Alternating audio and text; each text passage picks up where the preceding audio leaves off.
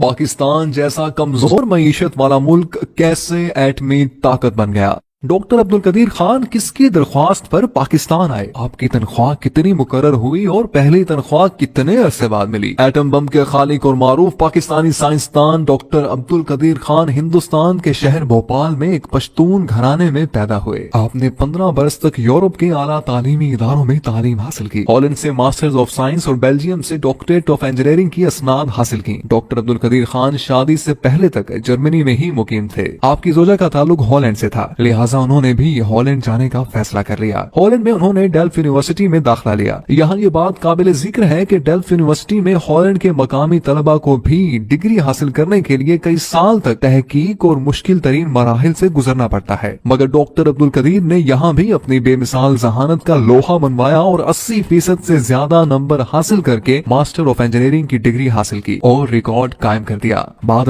वो कुछ अरसा मशहूर प्रोफेसर बर्गजर के साथ बतौर असिस्टेंट काम करते रहे। इनकी सोबत में रहकर आपकी तख्लीकी सलाहियतों को मजीद जिला मिली। दिलचस्प बात यह है कि डॉक्टर अब्दुल कदीर खान पर हॉलैंड की हुकूमत ने अहम मालूमात चुराने के इल्जाम में मुकदमा भी दायर किया, लेकिन डॉक्टर अब्दुल कदीर खान की खुशकिस्मती थी कि जब हॉलैंड, बेल्जियम, बरतानिया और जर्मनी के प्रोफेसर ने इन इल्जामात का जायजा लिया तो उन्होंने डॉक्टर अब्दुल कदीर खान को बरी करने की सिफारिश करते हुए कहा कि जिन मालूमात को चुराने की बिना पर मुकदमा दायर किया गया है वो तो आम किताबों में भी मौजूद है। जिसके बाद हॉलैंड की अदालत आलिया ने इनको बाइज्जत बरी कर दिया। आप 31 मई 1976 को पाकिस्तान के उस वक्त के वजीर आजम जुल्फिकार अली भुट्टो की दावत पर पाकिस्तान तशरीफ लाए और इंजीनियरिंग रिसर्च लेबोरेटरीज के नाम से पाकिस्तानी एटमी प्रोग्राम पर काम शुरू किया। बाद 1 मई 1981 को इस इदारे का नाम सदर पाकिस्तान जनरल मोहम्मद ज़िया उल हक ने तब्दील करके doctor AQ Khan research laboratories रख दिया। ये इदारा पाकिस्तान में यूरेनियम की अफजूदगी में नुमाया मकाम रखता है। एटमी ताकत बनने की कहानी डॉक्टर अब्दुल कदीर खान की ज़बानी कुछ यूं है।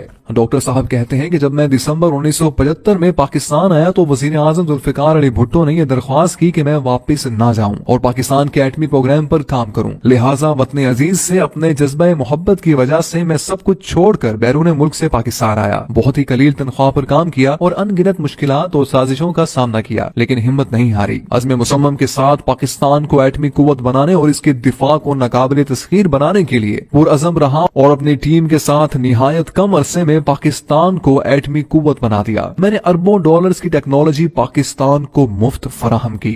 मुझे एटॉमिक एनर्जी कमीशन में मुशीर लगा दिया गया और मेरी तनख्वाह 3000 रुपए मुकर्रर की गई, जो मुझे 6 माह बाद मिली। मुख्तलिफ तरह की रुकावटों की इत्तला वजीर आजम जुल्फिकार अली भुट्टो को हुई तो भुट्टो साहब जो उस वक्त लाहौर में थे उन्होंने मुझे फौरन बुला लिया। मैंने हकायक से आगाह किया तो कहने लगे मुझे 2 दिन दे दें, मैं हालात ठीक कर दूंगा। 2 दिन बाद मुझे जनरल इम्तियाज का फोन आया कि शाम 5 बजे आगा शाही के दफ्तर में मीटिंग है। मैं पहली मर्तबा आगा शाही, गुलाम इसहाक खान और AGN काजी से मिला। दूसरे दिन फिर बुलाया और ये कहा कि मेरे मशवरों को कबूल कर लिया गया है, कल से ये प्रोग्राम अलहदा होगा और मैं इसका सरबराह होगा। फिर ठीक 2 दिन बाद भुट्टो साहब ने मीटिंग बुला ली और खुशामदीद कहने के बाद मुझसे कहा कि बताओ क्या चाहिए। मैंने कहा कि फौज की कोर ऑफ इंजीनियर्स की एक टीम चाहिए। जनरल ज़िया उल हक जो उस वक्त आर्मी चीफ थे और मीटिंग में शरीक थे, उन्होंने कहा कि वो काम कर देंगे। बाद जनरल ज़िया उल हक ने जब इख्तियार संभाला तो उसके 3 माह बाद ही उन्होंने एटमी प्रोग्राम को अव्वल तरजीह देना शुरू कर दी और महीने में कम से कम 2 मरतबा जरूर वो और जनरल जामिन नकवी मुझसे तफसीली मुलाकात करते थे। 1979 के वस्त में मगरबी ममालिक को हमारे प्रोग्राम की भनक पड़ गई। जनरल ज़िया और गुलाम इसहाक खान साहब को बड़ी फिक्र हुई कि सामान की दरामद पर पाबंदी से हमारा प्रोग्राम बंद न हो जाए, लेकिन इतना जरूर था कि 1981 के अवाखिर में हमने बहुत तरक्की कर ली थी और हमें यकीन था कि हम बहुत जल्द कामयाबी हासिल कर लेंगे। डॉक्टर कदीर खान ने यह भी लिखा है कि जब कहोटा में रिसर्च लेबोरेटरी ज़ेरे तामीर थी तो वो सहारा में पायलट प्रोजेक्ट चला रहे थे। इन्हीं अय्याम की बात है कि उस वक्त के फ्रांसीसी फर्स्ट सेक्रेटरी फूको कहोटा के ममनुआ इलाके में बगैर इजाजत घुस आए थे, जिस पर इनकी मार कुटाई हुई और पता चला कि वो CIA के लिए काम करते हैं। उन्होंने तेहरान में अपने CIA बॉस को लिखा कि कहोटा में कुछ अजीबो गरीब हो रहा है। डॉक्टर साहब रकम तराज हैं कि 1983 में हमने कई कोल्ड टेस्ट किए और वो बहुत उम्मीद अफसा थे। 1984 में हमने मजीद टेस्ट किए और हमें یقین ہو گیا کہ اب ہم کامیابی کے قریب ہیں۔ جنرل ضیاء الحق نے میرے سامنے آغا شاہی اور بعد میں صاحبزادہ یعقوب علی خان کو بھی سختی سے ہدایت کر دی تھی کہ وہ کسی بھی ملک سے ایٹمی پروگرام پر قطعی بات نہ کریں، بلکہ صاف کہہ دیں کہ یہ بات آپ ضیاء الحق کے ساتھ کریں۔ ڈاکٹر صاحب فرماتے ہیں کہ حقیقت یہ ہے کہ ایٹمی پروگرام میرے مشورے پر ذوالفقار علی بھٹو نے شروع کیا، لیکن یہ بھی حقیقت ہے کہ ان کی وفات کے بعد صدر ضیاء الحق اور غلام اسحاق خان مغربی دباؤ رد نہ کرتے تو بھی ہمارا پروگرام ختم نہ ہو سکتا تھا۔ ڈاکٹر عبد القدیر خان وہ مایاناز سائنسدان ہیں کہ جنہوں نے 8 سال کے انتہائی قلیل عرصے میں انتھک محنت اور لگن کے ساتھ ایٹمی پلانٹ نصب کر کے دنیا کے نامور نوبل انعام یافتہ سائنسدانوں کو بھی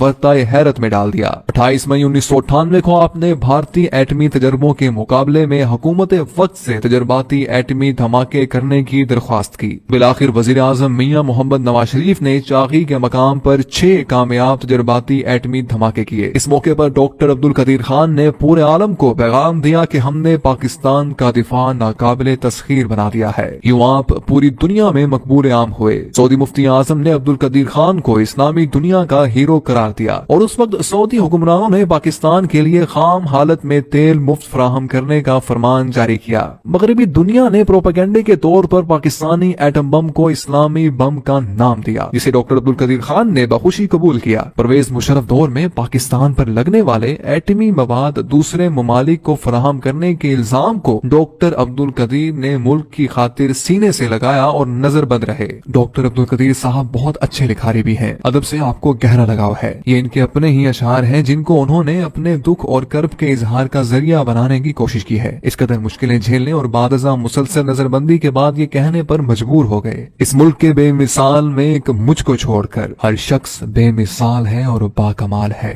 گزر تو خیر گئی ہے تیری حیات قدیر، ستم ظریف مگر کوفیوں میں گزری ہے۔ اگر یہ کہا جائے تو بے جانا ہوگا کہ قائد اعظم محمد علی جناح نے پاکستان بنایا اور ڈاکٹر عبد القدیر خان نے اس کا دفاع ناقابل تسخیر بنایا، گویا ایک بنانے والا اور دوسرا استحکام بخشنے والا ہے۔ 1993 میں کراچی یونیورسٹی نے ڈاکٹر عبد القدیر خان کو ڈاکٹر آف سائنس کی اعزازی سند سے نوازا۔ 14 اگست 1996 میں صدر فاروق لغاری نے ان کو پاکستان کا سب سے بڑا سول اعزاز نشان امتیاز دیا، جبکہ 1989 میں ہلال امتیاز کا تمغہ بھی ان کو عطا کیا گیا۔ آپ نے 150 سے زائد سائنسی تحقیقاتی مضامین بھی لکھے ہیں۔ ڈاکٹر عبد القدیر خان ایٹمی سائنسدان ہونے کے ساتھ ساتھ انتہائی رحم دل اور انسانیت کا دم بھرنے والے انسان ہیں۔ وہ انسانیت کی خدمت کے لیے بھرپور کردار ادا کرنے کا جذبہ رکھتے ہیں۔ ڈاکٹر عبد القدیر خان نے اسی جذبے کے تحت پاکستان کے دوسرے بڑے شہر لاہور میں ڈاکٹر اے.کیو. خان ہسپتال کے نام سے بنیاد رکھی ہے۔ ان کا یہ جذبہ انتہائی قابل تحسین ہے کہ وہ تمام تر مشکلات کے باوجود پاکستانی قوم کے لیے اپنی تمام تر صلاحیتیں صرف کرنا چاہتے ہیں۔ ڈاکٹر عبد القدیر خان کی زیر قیادت زندہ دلوں کے شہر لاہور میں مینار پاکستان کے سائے تلے اور بادشاہی مسجد کے پہلو میں 7 منزلہ عمارت پر مشتمل ڈاکٹر اے.کیو. خان ہسپتال تعمیر کیا جا رہا ہے۔ اس ہسپتال کا کل رقبہ 16 کنال پر محیط ہے۔ ہسپتال کی تعمیر کا تخمینہ تقریباً 100 کروڑ روپے ہے۔ 300 بستروں پر مشتمل یہ ہسپتال غریب اور مستحق مریضوں کو کسی تفریق و امتیاز کے بغیر ہر طرح کے امراض کے علاج کے لیے بین الاقوامی معیار کی سہولیات ایک ہی چھت تلے فراہم کرے گا۔